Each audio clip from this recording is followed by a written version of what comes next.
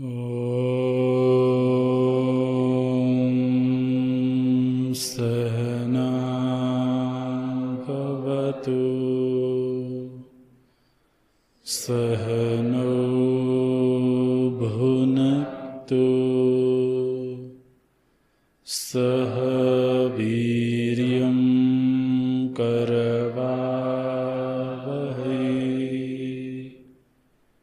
तेजस्विनावधीतमस्तु मा विद्विषावहै।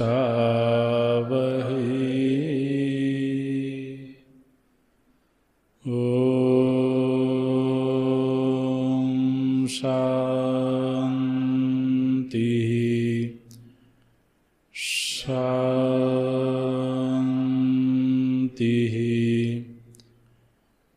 शान्ति।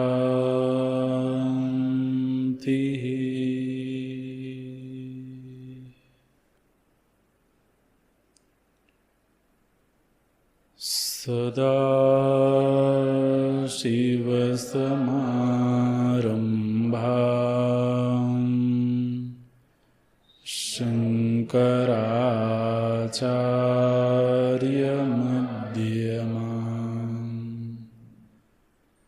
अस्मदाचार्यपर्यन्ताम् वन्दे गुरुपरम्पराम्।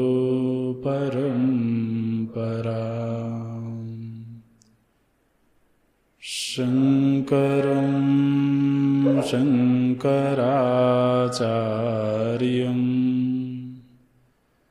केशवं बादरायणम्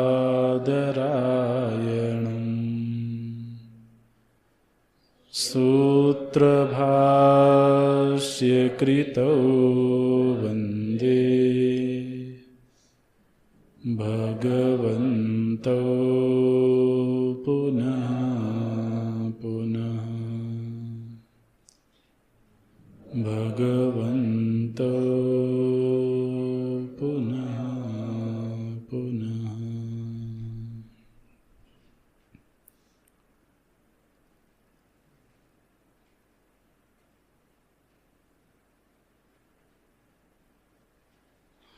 ॐ पार्थाय प्रतिबोधितां भगवता नारायणेन स्वयं व्यासेन ग्रथितां पुराणमुनिना मध्ये महाभारतम्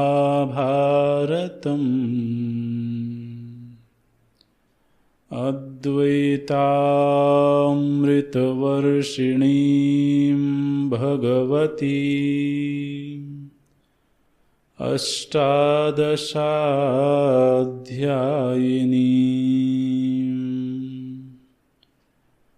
अम्ब त्वामनुसन्दधामि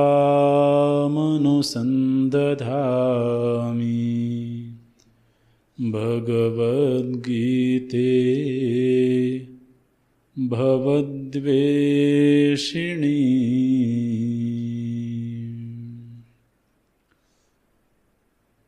नमोऽस्तु ते व्यास विशालबुद्धे फुल्लारविन्दायतपत्रनेत्र येन त्वया भारततैलपूर्णः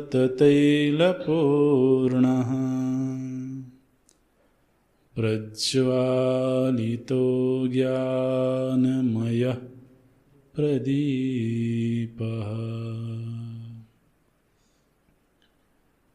प्रपन्नपारिजाताय स्तोत्रवेत्रैकपाणये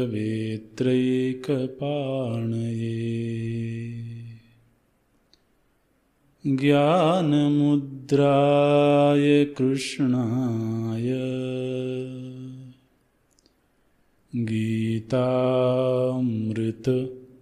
दुहे नमः। सर्वोपनिषदो गावो दुग्धा गोपाल नन्दनः।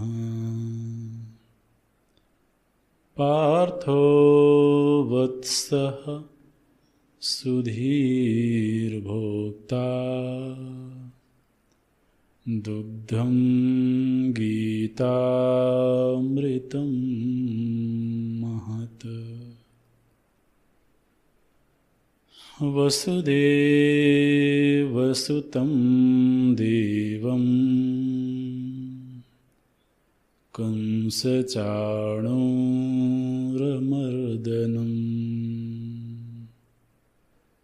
देवकी परमानन्दम् कृष्णं वन्दे जगद्गुरुम्।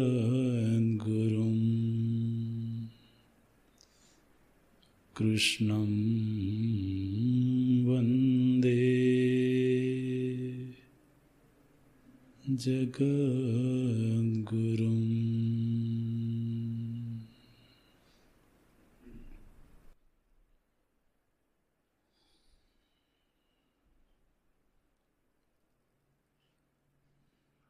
गीता जी के ध्यान श्लोकों में जो प्रथम श्लोक है उसमें गीता जी का एक समग्र परिचय दिया गया है। गीता जी का अवतरण किस तरीके से हुआ है, गीता जी कहाँ से प्रकट हुई हैं, किसके लिए प्रकट हुई हैं, और गीता जी का प्राकट्य होने के बाद उनका ग्रंथन किसने किया है, वो ग्रंथन कहाँ हुआ है, गीता जी का विषय क्या है और गीता जी की प्रवृत्ति का प्रयोजन क्या है, गीता जी का आकार कितना है और गीता जी के साथ साधक का संबंध क्या है, इन सारे प्रश्नों का उत्तर इस एक श्लोक में दिया गया। और गीता जी का नाम क्या है, भगवत गीते। साधक के साथ संबंध क्या है, बोलते हैं हे अम्ब। गीता जी का अवतार कहाँ से हुआ, गोमुख क्या है, बोलते हैं नारायणेन भगवता नारायणेन स्वयं। तो स्वयं भगवान नारायण के ही श्रीमुख से अवतरित हुई हैं। अवतार का निमित्त क्या है, किसके लिए अवतरण हुआ है, तो बोलते हैं पार्थाय।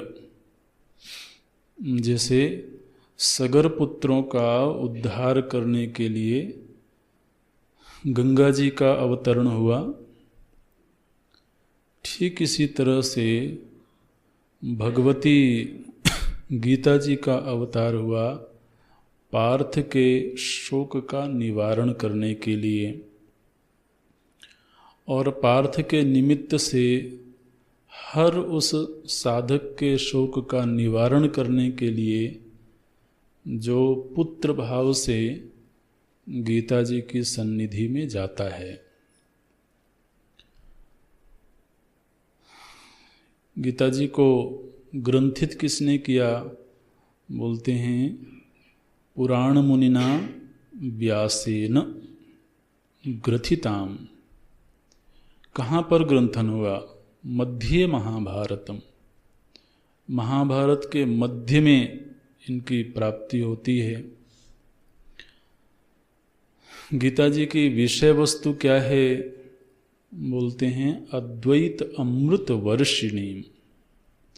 हर अध्याय से, हर श्लोक से, भगवान के हर वाक्य से अद्वैत रूपी अमृत की वर्षा होती है। वर्षिणीम का अर्थ माने एक ही जगह धारा नहीं गिरती है। तो एक ही जगह धारा गिरे तब तो वो सरिता हो गई, उनको बरसात नहीं कहेंगे। लेकिन यह जो अमृत, अद्वैत रूपी अमृत है, ये हर श्लोक से बरसता है, हर वाक्य से बरसता है। माने हर श्लोक, हर वाक्य का अंतिम तात्पर्य अद्वैत में ही समर्पित होता है। इस रूप में अद्वैत अमृत वर्षिणीम। गीता जी का आकार कितना है? बोलते हैं अष्टादशाध्यायिनी। ये उनका कलेवर है, उनका आकार है। और प्रयोजन क्या है? बोलते हैं भवद्वेषिणी। ये भव का निवारण करने वाली हैं। माने जो इस अद्वैत अमृत वर्षा में भीगता है, इस बरसात में भीगने की जरूरत है, छाता लगाने की नहीं। दुनिया के लोगों ने महाराज छाता लगा रखा है। ऐसा नहीं है कि लोग गीता को नहीं जानते हैं। दुनिया में तो भगवत गीता बहुत प्रसिद्ध है। न केवल सनातन धर्म में बल्कि सभी धर्मावलंबियों ने गीता जी को आदर दिया है। लेकिन उनमें जो हो रही बरसात है उससे भीगते हैं या अपने आप को बचाने की कोशिश करते हैं? प्रायः तो लोग महाराज बचाने की कोशिश करते हैं। गीता पढ़ लिए तो वैरागी हो जाओगे। समाज में तो ऐसी ही भ्रांत धारणाएं प्रचलित हैं। कहने के लिए संभ्रांत लोग हैं। बिल्कुल ठीक है। गीता जी का आदर तो है, लेकिन गीता जी को पढ़ना नहीं है।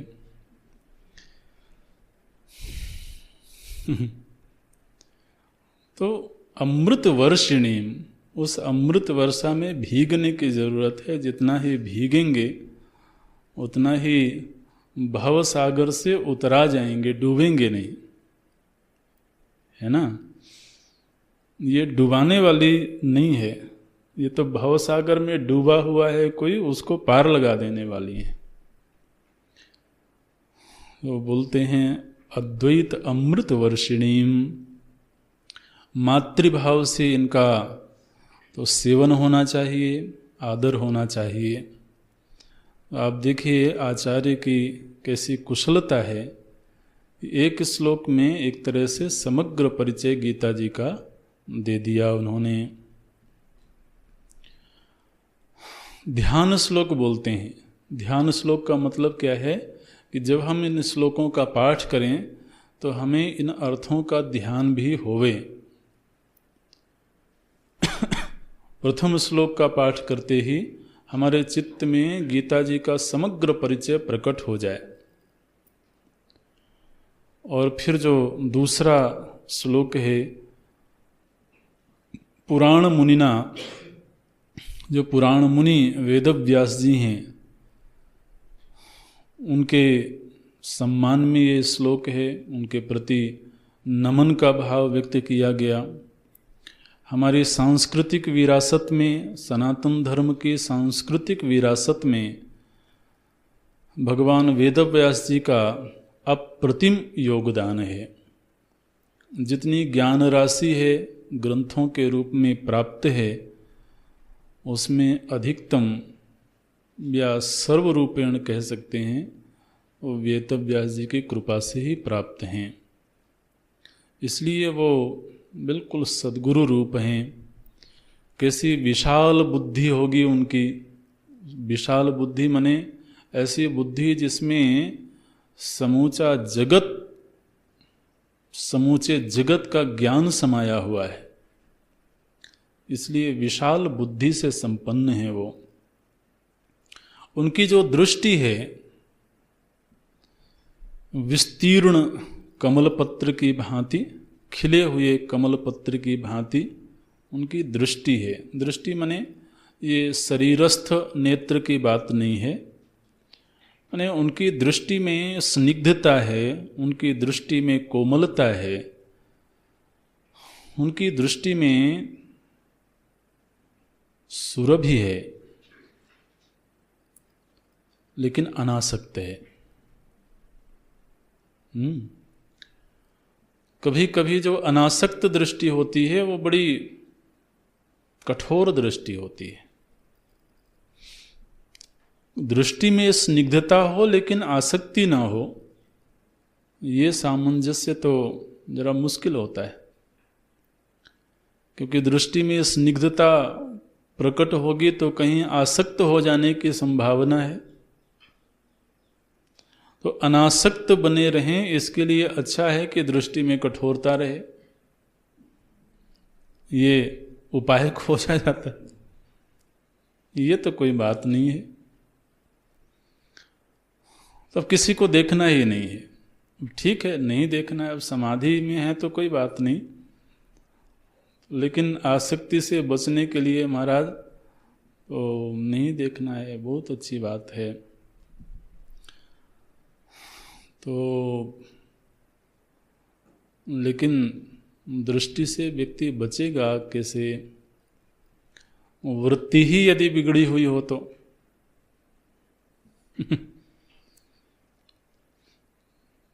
तो वो नेत्र बंद कर लेने से काम थोड़े ही बंद हो जाते हैं। और दृष्टि चाहे भले खुली हो लेकिन वो अनासक्त हो। और ये तभी हो सकता है जब वृत्ति में तृप्ति हो। इसलिए बोलते हैं फुल्लारविंदायत पत्र नेत्र, ऐसे नेत्र हैं उनके। तो अरविंद की भांति, प्रफुल्लित अरविंद की भांति आयत पत्र, जो कमल की पंखुड़ियाँ हैं वो विस्तृत पंखुड़ियाँ हैं, लेकिन उनमें कोई आसक्ति नहीं है, कोई संग दोष नहीं है। ऐसे वेदव्यास जी को हम नमन करते हैं। उन्होंने एक ज्ञान का दीपक जलाया है, प्रज्वालित, उन्होंने प्रज्वलित किया है, एक दीप को जलाया है। ये दीप कोई मिट्टी का दिया नहीं है, धागे से बनी हुई इसमें बाती नहीं लगी है। ये तो ज्ञानमय प्रदीप प्रज्वालित। उन्होंने एक ज्ञानमय दीपक जलाया है और उस दीपक में महाभारत रूपी तैल भरा हुआ है। ऐसे तैल से परिपूर्ण है जो तैल कभी समाप्त नहीं होने वाला है। तो ऐसे दीपक को प्रज्वलित करने वाले भगवान वेदव्यास जी को हम नमन करते हैं। नमोस्तुते व्यास विशाल बुद्धि। व्यास का अर्थ होता है विस्तार करना, और समास का अर्थ होता है संक्षेप करना। तो जो व्यास शब्द है, एक विषय को लेकर के उसका कितना विस्तार किया जा सकता है। तो आप देखिए महाराज, भगवान वेदव्यास जी ने वेद के विषयों को लेकर के, वैदिक सिद्धांतों को लेकर के पुराणों के रूप में विस्तार कर दिया। वेद के छोटे छोटे सिद्धांतों पर, गूढ़ सिद्धांतों पर बड़े बड़े ग्रंथ लिख दिए। तो व्यास कर दिया, उसका विस्तार कर दिया, कथानकों के माध्यम से समझा दिया। तो इसलिए वो व्यास करने वाले हैं, माने वैदिक सिद्धांतों का विस्तार करने वाले हैं, इसलिए उनका नाम पड़ा व्यास। वैसे पूरा नाम है श्री कृष्ण द्वैपायन वेद व्यास, ये पूरा नाम है श्री कृष्ण द्वैपायन वेद व्यास। श्री कृष्ण क्योंकि वो श्याम वर्ण के थे, उनका जो शरीर था वो श्याम वर्ण का था, इसलिए कृष्ण नाम पड़ा। द्वीप में जन्म हुआ था, इसलिए द्वैपायन, श्री कृष्ण द्वैपायन। और वेदों का विस्तार किया उन्होंने, इसलिए वेद व्यास जी माता सत्यवती के गर्भ से तो प्रकट हुए थे, भगवान विष्णु के अवतार हैं। तो बोलते हैं ऐसे भगवान वेदव्यास जी को हम नमन करते हैं। तीसरा जो श्लोक है बहुत ही मधुर श्लोक है ये। इसमें भगवान श्री कृष्ण की वंदना है। बोलते हैं कृष्णाय नमः, हम श्री कृष्ण को नमन करते हैं। अच्छा, क्या जान करके, क्या मान करके आप श्री कृष्ण को नमन करते हैं? बोलते हैं गीतामृत दुहे। वो श्री कृष्ण, देखिए भगवान के यूं तो अनेक रूप हैं, लेकिन उन अनेक रूपों में से ये जो भक्त है, साधक है, किस रूप का ध्यान करता है? महाराज काल रूप भी भगवान का ही है। कालोस्मि लोक क्षयकृत कृत प्रबुद्धा, मैं तो काल रूप हूं, ऐसे भी बोलते हैं। काल जासु को दंड, तो बोलते हैं कि जिन्होंने गीता रूपी अमृत का दोहन किया है, ऐसे श्री कृष्ण को हम नमन करते हैं। गीतामृत दुहे नमः। गीता अमृत हैं और इस अमृत का दोहन किया गया है। दोहन किया गया है मतलब ये पहले छिपी हुई थी। दोहन तभी किया जाता है ना, दोहन से पूर्व, जैसे गाय से दुग्ध का दोहन हुआ तो दोहन से पहले दुग्ध प्रकट नहीं है, दुग्ध विद्यमान है, दुग्ध है वहां पर, लेकिन अप्रकट है। तो इसी तरह से गीता रूपी अमृत उपनिषदों में विद्यमान तो है, लेकिन उसको कोई प्रकट करने वाला चाहिए, कोई दोहन करने वाला चाहिए। तो जिन्होंने गीता रूपी अमृत का दोहन किया है, ऐसे श्री कृष्ण को हम नमन करते हैं, वंदन करते हैं। कैसे हैं श्री कृष्ण? बोलते हैं प्रपन्न पारिजाताय। बहुत सुंदर वो स्वरूप का चिंतन किया गया है। बोलते हैं प्रपन्ना नाम, जो उनके प्रपन्न होते हैं, जो उनकी शरण में जाते हैं, उनके लिए पारिजात की भांति है। प्रपन्न पारिजाताय, प्रपन्नानां पारिजातः यह सह प्रपन्न पारिजातः, तस्मै प्रपन्न पारिजाताय, ऐसे समास विग्रह करेंगे तब बनेगा। तो बोलते हैं कि जो उनके प्रपन्न हुए हैं, प्रपन्न होने का मतलब क्या है? हाँ, शरणागत हुए हैं। शरणागत हुए हैं माने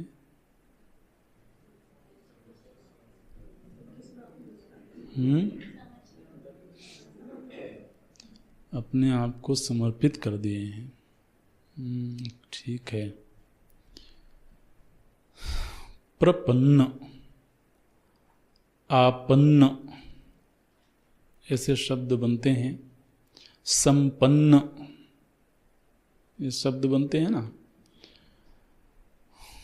तो जिन्होंने भगवान को पा लिया ऐसे कह सकते हैं।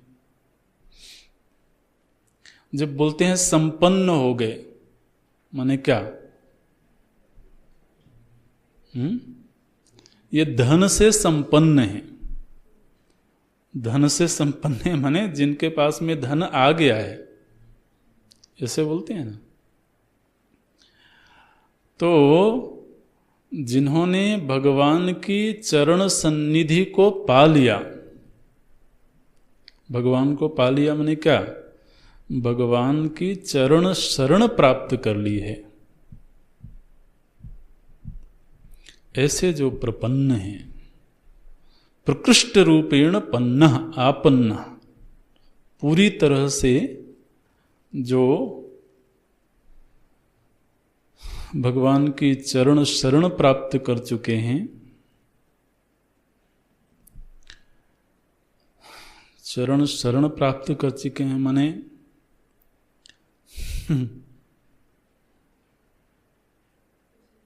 जिनको ये एहसास होने लगा कि मैं भगवान की सन्निधि में हूं,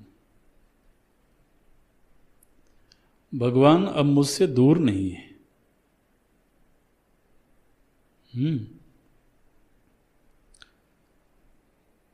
चरण शरण प्राप्त कर लिया माने क्या प्राप्त कर लिया? वो तो जो द्वापर युग में जब भगवान का अवतार काल चल रहा था, उस समय तो चरण शरण प्राप्त कर लेने का मतलब भौतिक रूप से ही उनकी सन्निधि में है। ये एहसास है, ये अनुभव है, प्रत्यक्ष प्रमाण से सिद्ध है। लेकिन आज जब कोई ध्यान करता है और उसको ये लगता है, और ये कल्पना से नहीं लगता है, ये उसको अपने अनुभव से लगता है कि मैं भगवान की सन्निधि में हूं, वो किसी दूसरे के सामने व्याख्या नहीं कर सकता, दूसरे को बता नहीं सकता, लेकिन अंदर वो जानता है कि भगवान मुझसे दूर नहीं है, भगवान मुझसे दूर नहीं है और मैं भगवान से दूर नहीं हूं। ये दोनों बातें अलग अलग हैं। भाई भगवान के समीप हैं लेकिन भगवान के पीछे बैठे हुए हैं तो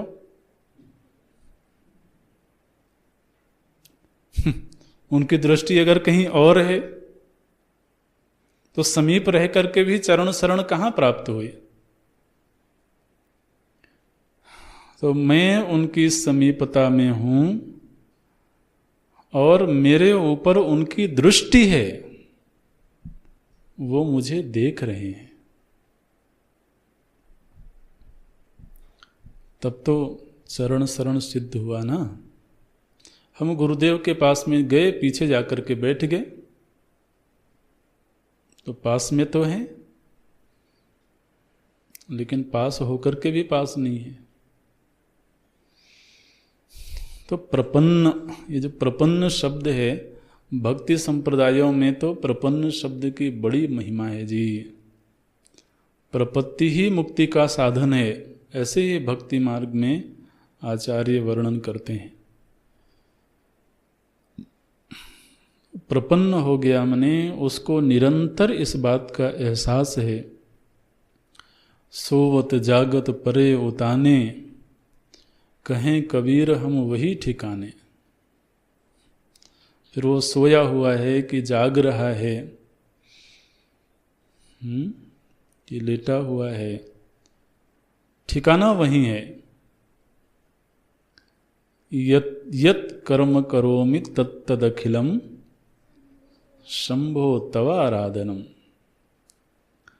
तो फिर चल रहा है तो परिक्रमा हो रही है, सोया हुआ है तो समाधि में है, विषय ग्रहण कर रहा है तो उन्हीं को भोग लगा रहा है। ये तो प्रवृत्ति है। ऐसे जो प्रपन्न लोग हैं उनके लिए प्रभु पारिजात वृक्ष हैं। बहुत मधुर श्लोक है ये। ऐसे प्रपन्न के लिए कुछ भी अप्राप्य नहीं है। पारिजात का मतलब होता है कल्प वृक्ष, जो सब कुछ देने में समर्थ है। उस समय पर भगवान कहते हैं जन कह नहीं अदेय कछु मोरे। वो रामायण में बोलते हैं भगवान के जन कहाँ मने जो मेरा अपना जन हो गया है, जो मेरा अपना हो गया है, उसके लिए कुछ भी मेरे लिए अदेय नहीं है। ऐसा कुछ भी नहीं है जो कि वो मांग ले और मैं ना दूं। जन कहाँ नहीं अदेय कछु मोरे, ये तो पारिजात है महाराज। मने किसमें हिम्मत है कि वो किसी के लिए साड़ी बन जाए?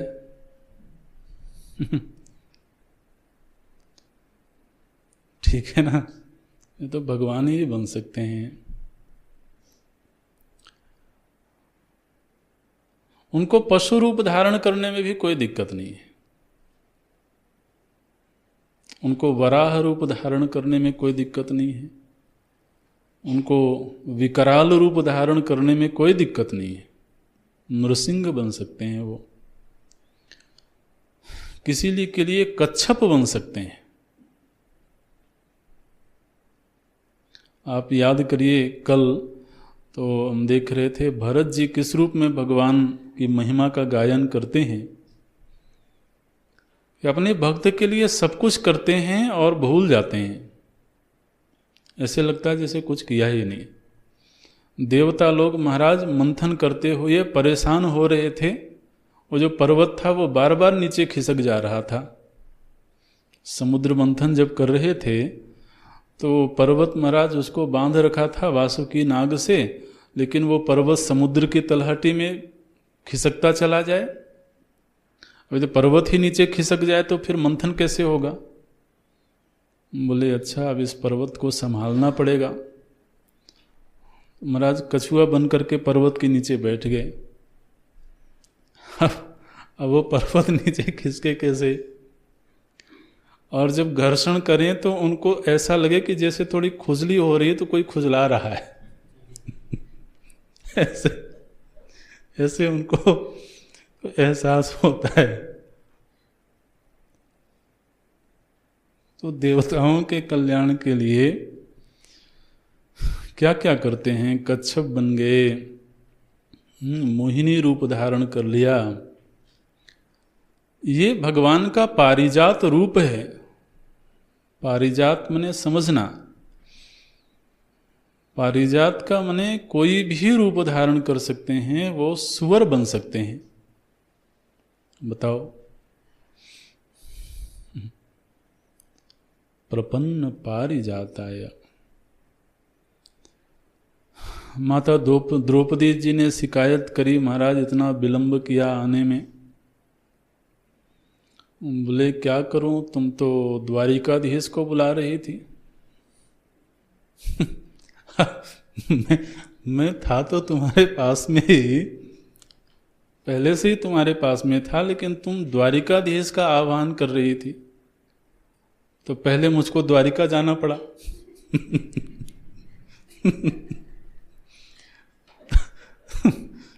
तो विलंब हो गया। वो दुशासन साड़ी खींच रहा था ना, तो साड़ी काफ़ी उतर चुकी थी। तो द्रौपदी जी ने बाद में कहा कि तुम पहले ही क्यों नहीं आ गए? बोले ऐसे विलंब हो गया। तो वस्त्रावतार धारण कर लिया भगवान ने। साड़ी बढ़ती चली गई, दुशासन बेचारा थक गया। वहाँ कोई फैक्ट्री थोड़ा लगी हुई थी साड़ी की, वो साड़ी खिंचती चली जा रही है और पूरी ही नहीं हो रही है। ऐसे ये पारिजात रूप है भगवान का। माने जो निर्गुण निराकार तत्व है, जब वह सगुण होता है तो सगुण होने पर फिर उसके कितने रूप हो जाएंगे ये कोई आज तक गणना नहीं कर सका है। कितने गुण हैं उनमें ये आज तक कोई गिन नहीं सका है। इसलिए गोस्वामी जी को ये कहना पड़ा, निर्गुण रूप सुलभ अति, ये बोलते हैं। निर्गुण रूप सुलभ है, गोस्वामी जी बोल रहे हैं, लेकिन सगुण जान नहीं कोय। श्रवण मनन निधिध्यासन रूपी साधनाओं से भगवान के तात्विक रूप को जाना जा सकता है,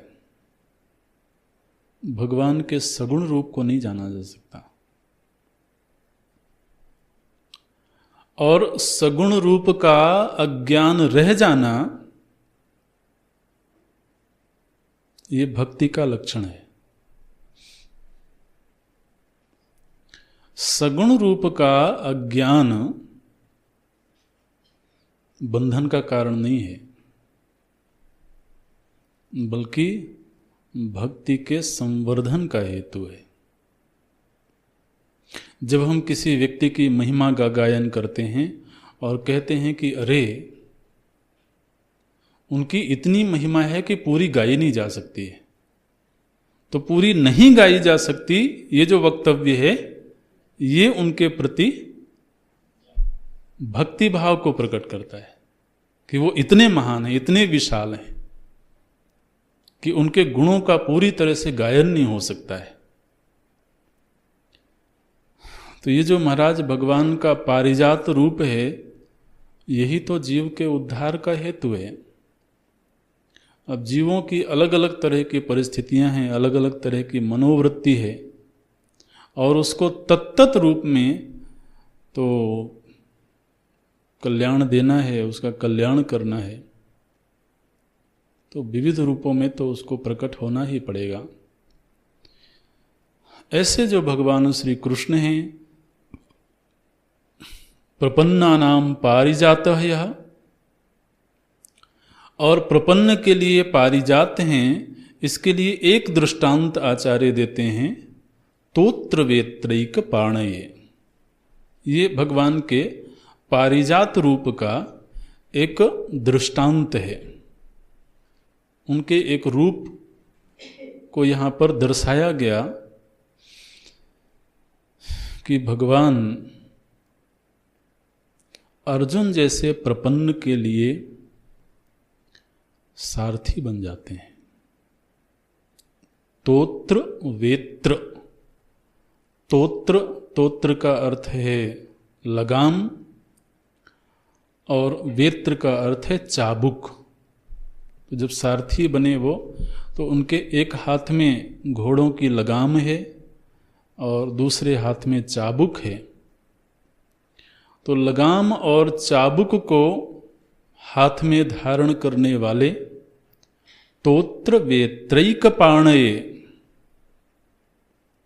माने भगवान का जो पार्थ सारथी रूप है, ये क्या है? ये भगवान का पारिजात रूप है। अब वैसे लौकिक दृष्टि से देखें तो किसी की कार का ड्राइवर बनना ये कोई बहुत सम्मान की बात है क्या? लेकिन नहीं जी, भगवान के लिए हर कार्य सम्मान की बात है। युद्ध का प्रसंग हुआ तो भगवान के पास में दुर्योधन भी गए और श्री अर्जुन भी गए। अर्जुन का नाम भी लेते समय बड़े सम्मान से नाम लेना चाहिए। तो दुर्योधन भी गए और दुर्योधन पहले गए। भगवान सोए हुए थे और सीधे शयन कक्ष में ही चले गए। इसका मतलब है कि भगवान के पास इनका आना जाना कोई बहुत औपचारिकता की मांग नहीं करता था। शयन कक्ष में ही चले जाने का क्या मतलब है? तो भगवान अपनी पलंग में लेटे हुए हैं और ये दोनों लोग गए। दुर्योधन पहले गए, बाद में अर्जुन गए। अब दुर्योधन जो है वो भगवान के सिरहाने जाकर के बैठ गया, पलंग में ही बैठा लेकिन सिरहाने जाकर के बैठ गया। बाद में अर्जुन गए और भगवान के चरणों की ओर बैठे। तो भगवान की जब आंख खुली, तब कोई सो रहा और सोते सोते ही आंख खुले तो किधर देखेगा? पैर की ओर ही देखेगा। तो अर्जुन की ओर देखते हैं और बोलते हैं, कहो अर्जुन कब आए? तो बगल में दुर्योधन बैठा हुआ, उसने बोला महाराज मैं पहले आया था, मुझसे पूछना चाहिए था। बताओ भाई। बोलते नहीं नहीं, पहले मैंने अर्जुन को देखा है। अब ये क्या बात हुई कि पहले अर्जुन को देखा है, इसका मतलब है जरूरत थोड़ी है कि वो पहले आया होगा। लेकिन बोलते हैं नहीं, पहले अर्जुन को देखा है। ये है तदपि करहि सम विषम विहारा। तो फिर पूछा गया कि आप लोग किस लिए आए हो? वो तो सब कुछ पता था पहले से, युद्ध का प्रसंग है, युद्ध की तैयारी हो चुकी है और हर राजा को, हर महाबली को किसी न किसी सेना में शामिल होना है। वो आपको भी कहीं शामिल होना पड़ेगा। तो बोलते हैं कि जरूर शामिल होना पड़ेगा, मैं शामिल होऊंगा। उस समय पर नारायणी सेना भगवान के पास ही थी। तो बोलते हैं देखो भाई, मैं युद्ध तो नहीं करूंगा, मैं युद्ध स्थल में जाऊंगा, साथ में रहूंगा, लेकिन मैं युद्ध नहीं करूंगा, शस्त्र धारण नहीं करूंगा। और चूंकि आप दोनों ही मांगने आए हो, इसलिए दोनों को कुछ ना कुछ तो देना पड़ेगा। तो एक मैं स्वयं हूं जो निशस्त्र हूं और एक मेरी नारायणी सेना है। तो अब आप दोनों स्वयं निर्णय कर लो कि किसको क्या चाहिए। और चूंकि आयु में अर्जुन छोटे हैं, तो इसलिए छोटे को मांगने का अधिकार पहले है। अब ये भगवान की अपनी न्याय व्यवस्था है।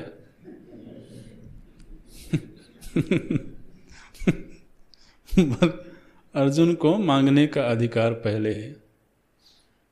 अब दुर्योधन की धड़कन तो बढ़ गई महाराज कि अब निहत्थे व्यक्ति को लेके क्या करेगा कोई। इसलिए अर्जुन तो नारायणी सेना मांग लेगा तो फिर तो सब गड़बड़ हो जाएगा। तो अर्जुन से पूछते हैं, बताओ अर्जुन क्या चाहिए तुमको?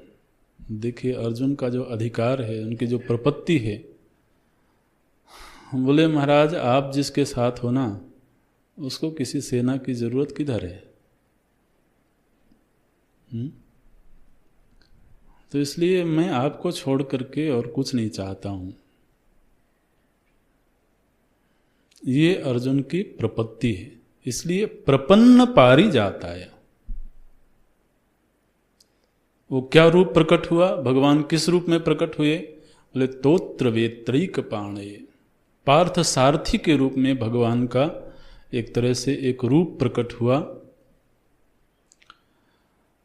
और निश्चित रूप से जब अर्जुन ने कह दिया कि मैं आपको ही चाहता हूं, तो दुर्योधन को अंदर ही अंदर तो बड़ा आनंद आया।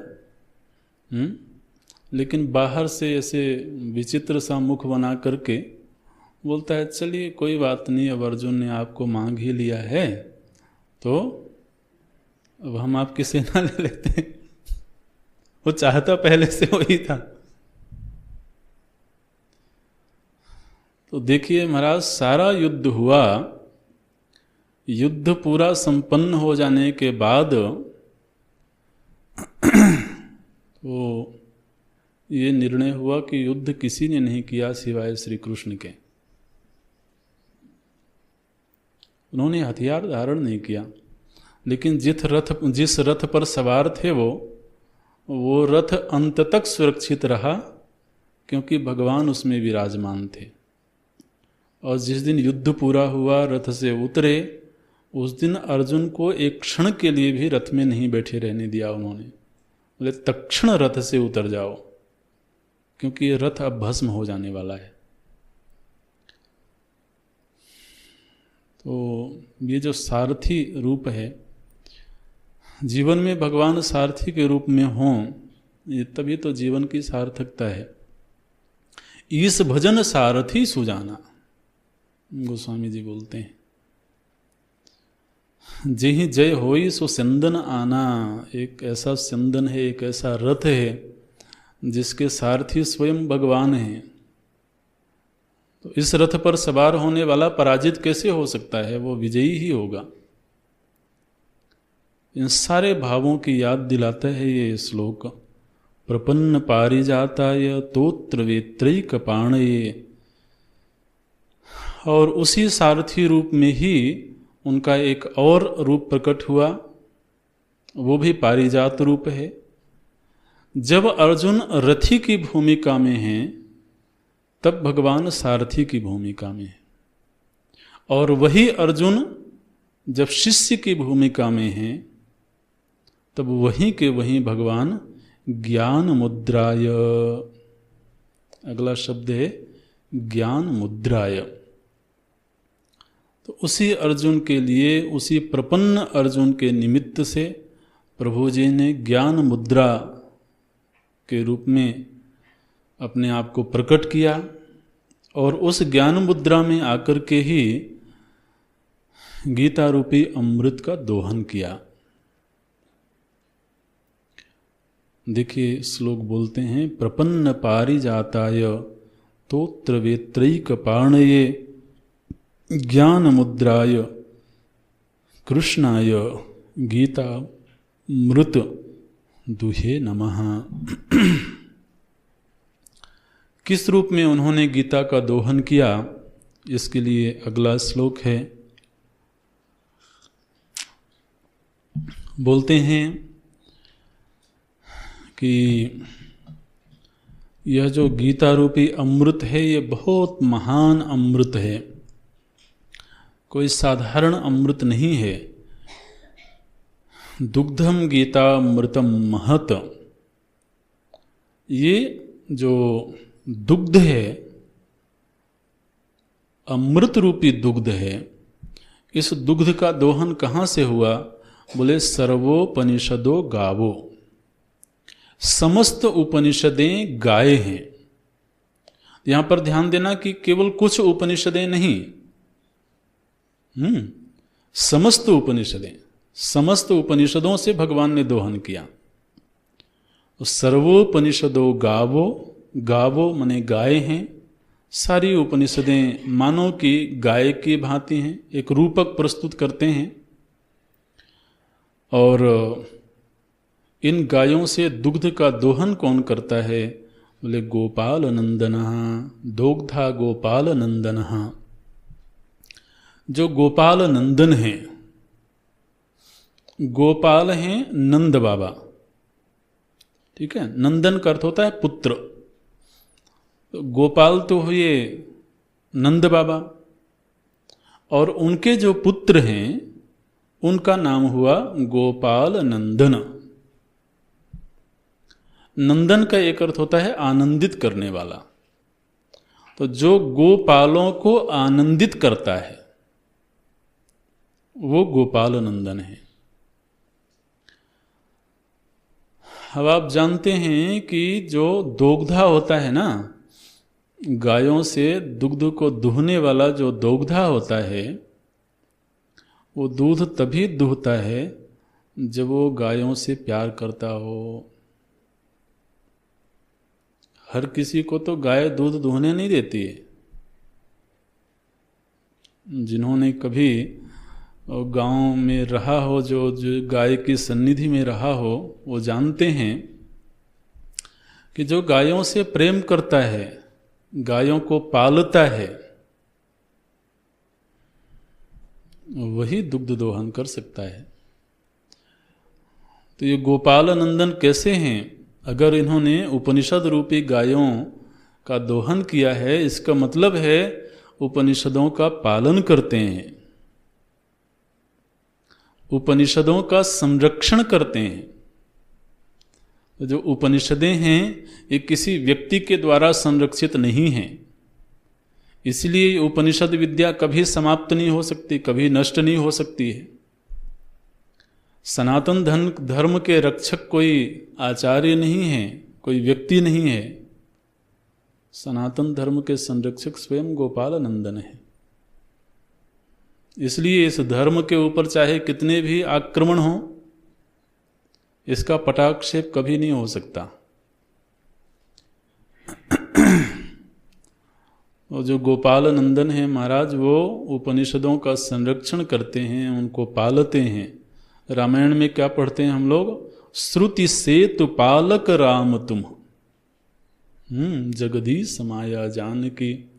तो श्रुति सेतु, श्रुति रूपी जो सेतु है, जो पुल है, हे भगवान आप ही उसका पालन करते हैं, उसका निर्माण करते हैं।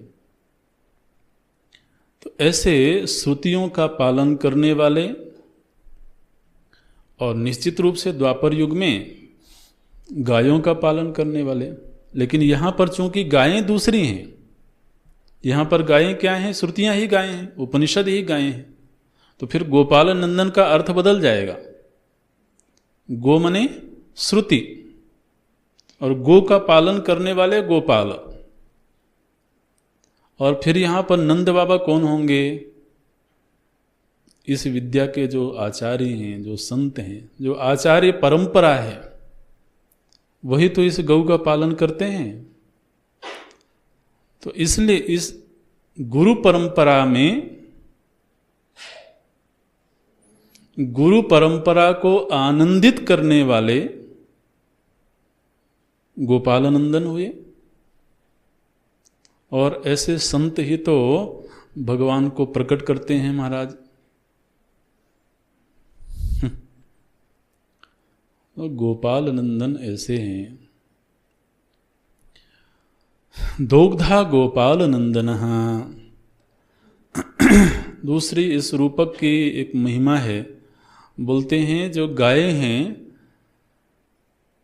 उनका दोहन करने वाला कोई होवे, लेकिन गाय के थन में दूध कैसे आएगा?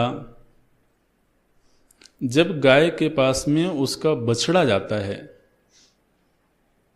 वत्स, तो जब गाय का बछड़ा तो रंभाते हुए गाय के समीप में जाता है, तो उस समय पर गाय जो है ना, उसका हृदय वात्सल्य के भाव से भर जाता है।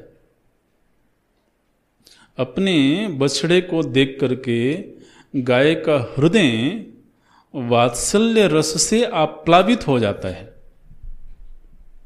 और वही मन में प्रकट हुआ जो वात्सल्य रस है, वो फिर उसके शरीर में विद्यमान जो दूध है, दुग्ध है, उसको थनों में उतार देता है। तो यहाँ पर जो उपनिषद रूपी गायें हैं, भगवान उनका दोहन तो करते हैं, लेकिन कोई वत्स तो चाहिए। वत्स कौन है? बोले पार्थो वत्स, अर्जुन जैसा कोई प्यासा चाहिए। और वत्स अगर पहले से ही हृष्ट पुष्ट हो तो फिर तो जरूरत नहीं है। लेकिन पार्थो वत्स माने उसमें प्यास है, उसमें बुभुक्षा है। तो ऐसा अर्जुन जैसा कोई वत्स जब उपनिषदों के समीप जाता है, तो भगवान फिर उससे अमृत का दोहन करते हैं। पार्थो वत्स। गौ माता की बड़ी महिमा यह है महाराज कि गाय के शरीर में जो दूध पैदा होता है वो केवल बछड़े के लिए नहीं होता है। इसीलिए तो गाय को तो हमारी संस्कृति में माता कहा गया।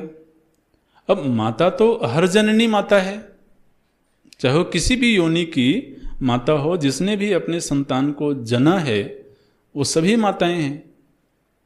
लेकिन गाय की एक विशेषता है कि उसके शरीर में जो दूध बनता है वो केवल बछड़े के लिए नहीं होता है। अब अगर किसी गाय में 10 लीटर दूध बनता है तो 10 लीटर वो केवल बछड़ा थोड़ी पिएगा, तो वो फिर अन्य दूसरे जीवों का पोषण करती हैं, वो हमारा आपका पोषण करती हैं। तो ये जो अमृत दोहन हुआ ये केवल अर्जुन के लिए नहीं हुआ, बल्कि इस दुग्ध के भोक्ता सुधी लोग हैं, जिनकी सुंदर बुद्धि है, ऐसे लोग इस दुग्ध का पान करने वाले हैं। बोलते हैं पार्थो वत्सः सुधीर भोक्ता। जो सुधी हैं, सुंदर बुद्धि वाले, निर्मल बुद्धि वाले जो लोग हैं, वो इस गीता रूपी अमृत का भोग करते हैं। पार्थो वत्सः सुधीर भोक्ता दुग्धम गीता अमृतम महत, ऐसा सुंदर रूपक बनाया गया है। अमृत है माने इसमें माधुर्य है, अमृत है माने इसमें अमरता प्रदान करने की सामर्थ्य है। अमृत है माने इसमें रस है। अब ऐसे अमृत स्वरूप गीता जी को जब दुनिया के लोग कहें कि ये नीरस है, तो पता नहीं गीता जी नीरस हैं कि या वो आदमी नीरस है। भाई जिसको रस की पहचान ही नहीं है वही नीरस, ये कहना पड़ेगा। ऐसे गीतामृत दुहे नमः, गीतामृतम महत। जो 5वां श्लोक है ये एक बार पुनः भगवान श्री कृष्ण के वंदन के लिए है। बड़ा प्रसिद्ध श्लोक है। वसुदेव सुतम देवम कंस चाणूरमर्दनम देवकी परमानंदम कृष्णम वंदे जगद्गुरुम। इस एक श्लोक में आप समझिए कि भगवान की समस्त लीलाओं को याद किया गया है। उनके बचपन से लेकर के बाल्यावस्था से लेकर के जगत गुरु रूप तक वसुदेव सुतम देवम। पहली बात तो यह है कि भगवान कृष्ण देव हैं, उनमें देवत्व है। देवम वंदे, हम देव की वंदना करते हैं। कृष्णम देवम वंदे, कृष्ण देव की वंदना करते हैं। वो कृष्ण देव कैसे हैं? बोलते हैं वसुदेव सुतम। वो वसुदेव जी के वसुदेव जी के यहाँ माता देवकी के गर्भ से भगवान प्रकट हुए हैं। तो जो मुख्य रूप से जन्मदाता जो माता पिता हैं वो वसुदेव और माता देवकी हैं। वसुदेव सुतम कह के तो कारागार की याद भी दिलाते हैं। भाई कारागार में प्रकट हुए ना, तो कारागार की याद आनी चाहिए। वो कारागार कहाँ है? मथुरा में है, तो मथुरा की याद आवे। मथुरा में जो कारागार है महाराज 7 दरवाजे हैं उसके। वो कोई साधारण कारागार नहीं है। ऐसे 7 दरवाजे, अब 7 दरवाजे के भीतर बंद करने का क्या तुक है समझ में नहीं आया। भाई एक ही दरवाजा अगर लोहे का लगा हुआ है तो कौन खोल सकता है उसको? तब एक के ऊपर एक, एक के ऊपर एक, इतने लगाने की जरूरत क्यों पड़ गई? तो ऐसे कारागार में भगवान का प्राकट्य हुआ वसुदेव जी के निमित्त से। इनके प्रतीकात्मक भाव भी हैं, आध्यात्मिक भाव भी हैं, अभी चर्चा नहीं करेंगे। अभी तो लीला में ही रमण करें तो ठीक है। तो बोलते हैं कि वसुदेव जी के यहाँ प्रकट हुए, माने आप समझो कि जेल भी किसी की जन्मभूमि हो सकती है।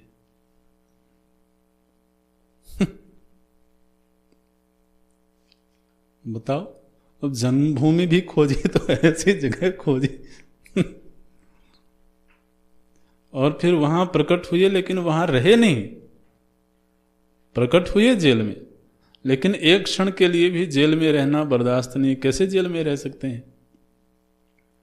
उनके प्रकट होते ही सारे के सारे दरवाजे अपने आप ही खुल गए। बात तो सही है महाराज, किसी भक्त के हृदय रूपी कारागार में पैदा हों, किसी भक्त के हृदय रूपी कारागार में प्रकट हों, तो वो तो उसके सारे व्यक्तित्व के दरवाजे खुल जाते हैं। वो फिर संकुचित व्यक्ति थोड़ी होता है, वो तो फिर जित देखो तित श्याम मयी है, ये स्थिति हो जाती है। वो बोलते हैं वसुदेव सुतम देवम, फिर वसुदेव जी से बोलते हैं कि भाई अब तो मैं यहाँ रहूँगा नहीं, आप मुझे लेकर के चलो गोकुल में, मैं वहाँ जा कर के बाल लीला करूँगा।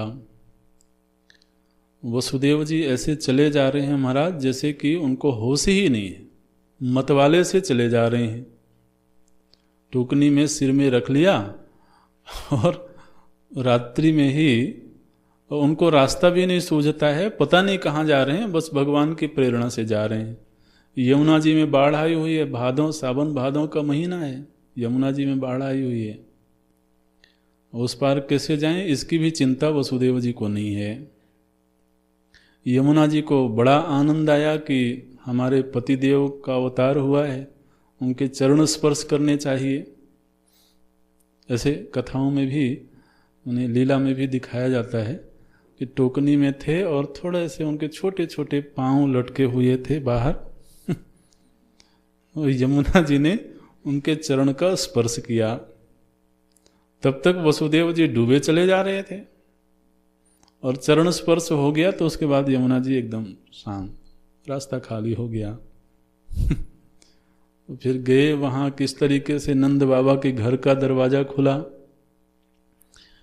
और वहाँ पर भी माता यशोदा ने एक बालिका को जन्म दिया है, लेकिन बड़ी अद्भुत लीला है कि जन्म दिया है लेकिन जननी सोई हुई है।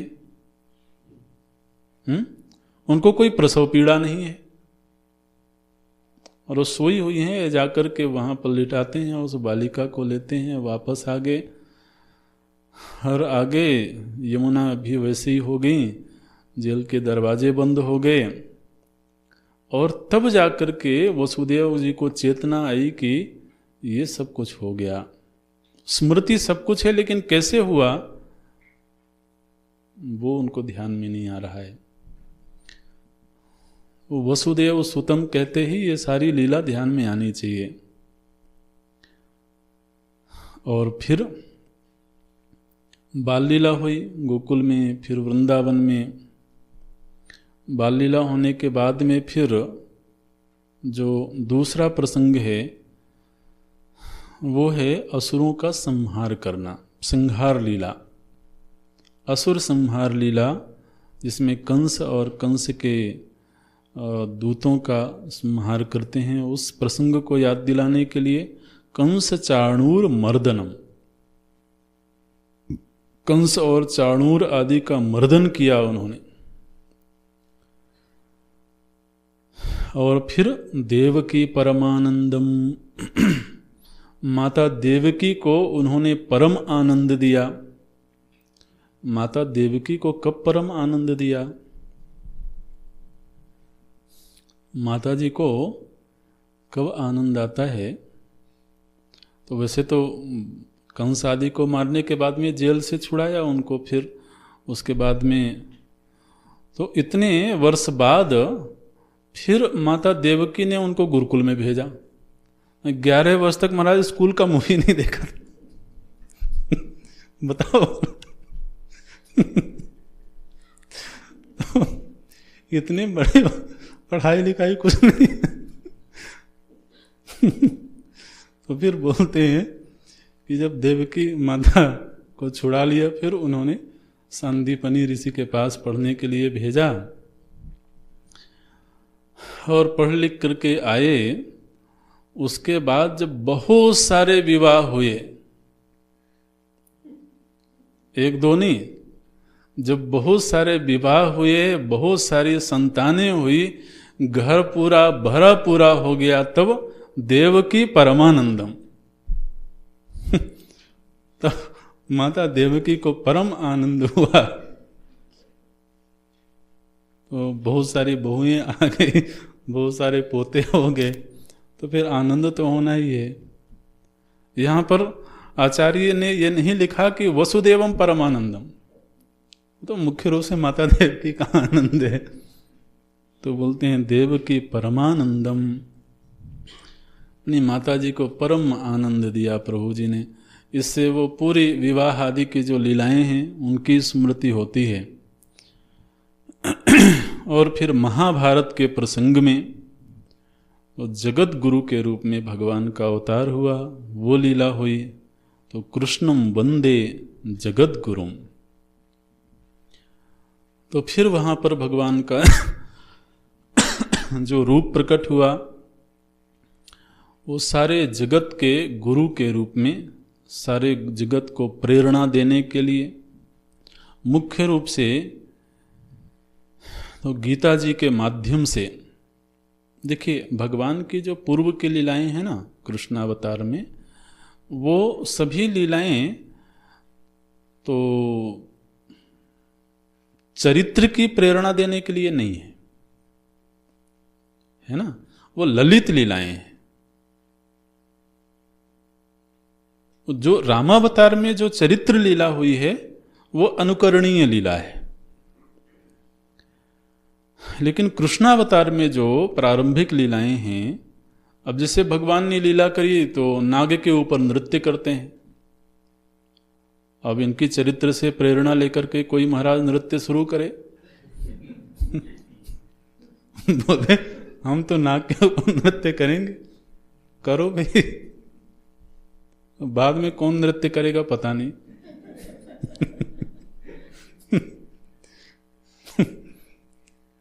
तो इसलिए वो लीलाएं तो वो भक्ति का संवर्धन करने के लिए, वो ऐश्वर्य लीलाएं हैं। भगवान ये सब कुछ कर सकते हैं। जिन भगवान की हम शरण में हैं उन लीलाओं का प्रयोजन क्या है कि जिन भगवान की हम शरण में हैं, जो भगवान हमारे आराध्य हैं, वो ये सब कुछ कर सकते हैं। वो नाग को नाच सकते हैं, वो दावाग्नि का पान कर सकते हैं, वो पर्वत को उठा सकते हैं। इससे जो विश्वास बढ़ता है, जो भरोसा बढ़ता है भगवान के प्रति, भक्त के हृदय में उस विश्वास को बढ़ाने के लिए ये लीलाएं हैं। और फिर तो गीता जी के रूप में जो उन्होंने विचार प्रस्तुत किए, वो पूरे जीवन की यात्रा के लिए एक पाथेय है, मार्गदर्शक हैं। तो वो लीला भी भगवान ने करी। कृष्णम वंदे जगत गुरुम वसुदेव सुतम देवम कंस चाणूरमर्दनम देवकी परमानंदम कृष्णम वंदे जगत गुरुम। ओम अभी यहीं तक रखते हैं। ओम पूर्णमदः पूर्णमिदं पूर्णात् पूर्णमुदच्यते पूर्णस्य पूर्णमादाय पूर्णमेवावशिष्यते। ओम शांति शांति शांति। हरि ओम। श्री गुरुभ्यो